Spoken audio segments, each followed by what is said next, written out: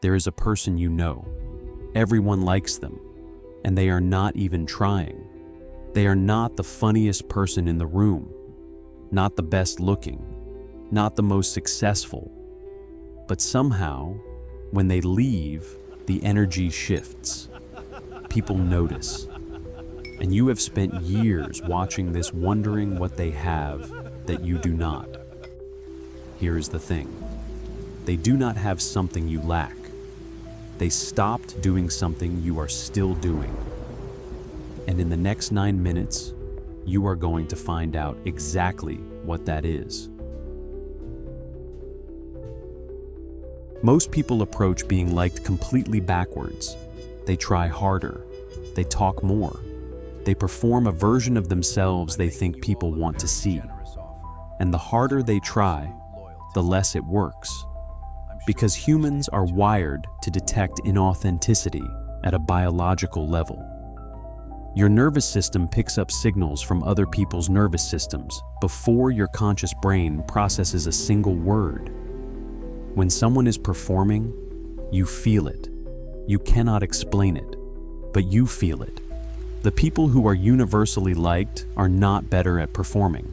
They have completely stopped. What follows is not a list of tricks to seem likable.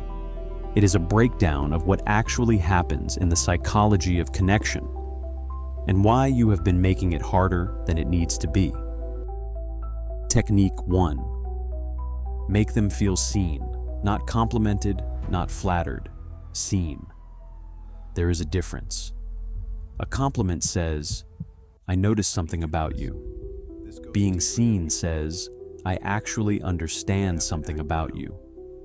Most people go through entire relationships without ever truly feeling understood by another person. When you provide that, even for 30 seconds, the brain releases oxytocin, the same chemical released during physical touch, during moments of deep trust.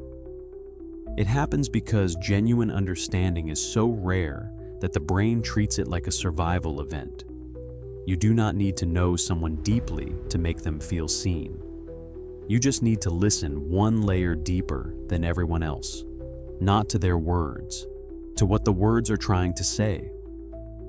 Next time someone talks to you, ignore the surface. Find the thing underneath and reflect it back.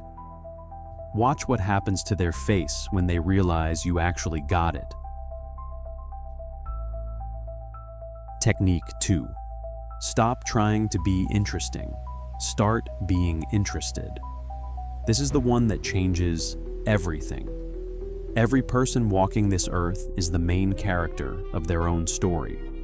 And every person walking this earth is desperately waiting for someone to treat them like it.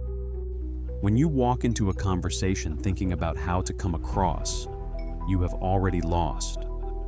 When you walk in genuinely curious about the person in front of you, you become the most engaging person they have spoken to in months.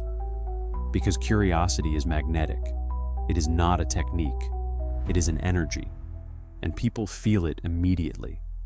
Ask one question deeper than normal. Not, "What do you do?" but, "What made you choose that?" One layer deeper. Every time. That is the entire technique. Technique 3.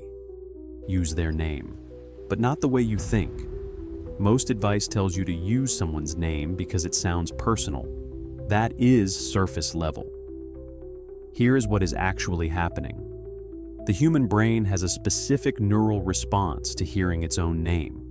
It activates the same regions associated with self-relevance, the part of the brain that says this matters to me. But the effect only works when it feels natural. Forcing someone's name into every sentence feels manipulative. Because it is. The technique is not frequency, it is placement.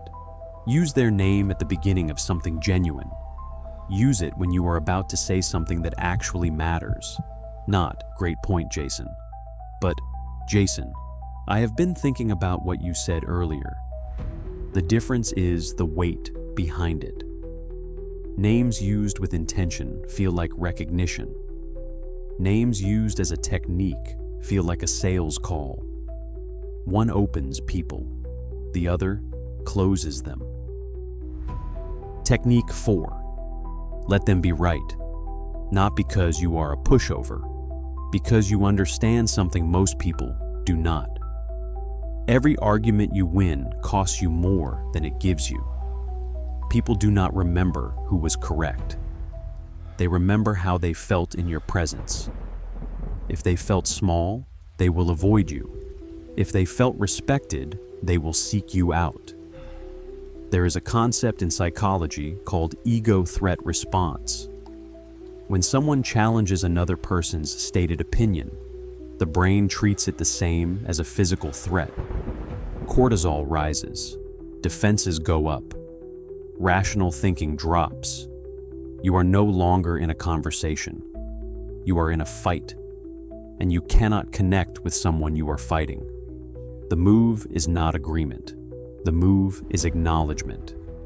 You can completely disagree with someone and still make them feel their perspective was valid.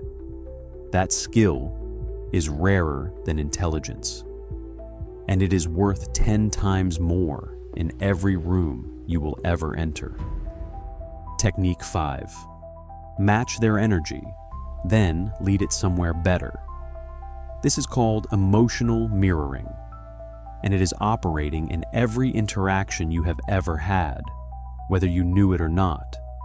When someone around you is anxious, you feel it. When someone is calm, you feel that too. Emotions are not just internal states. They are signals that travel between nervous systems like radio frequencies. The people who are universally liked are not always the most positive. They are the most regulated. They walk in calibrated. They read the room. They match where people are, not where they want them to be. And then, slowly, naturally, they elevate it, not by performing happiness, by being so genuinely settled in their own state that the people around them begin to regulate toward it. This is not something you do. It is something you become. And it starts with one practice, knowing your own emotional state before you enter any room. Here is what you actually just learned. Every technique in this video points to the same thing. The people who are universally liked are not performing likability.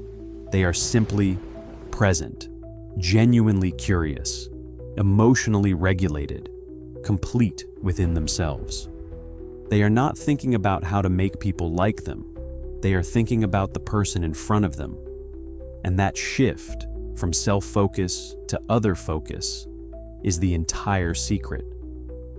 The moment you stop monitoring how you are coming across is the moment you become the most interesting person in any room you enter.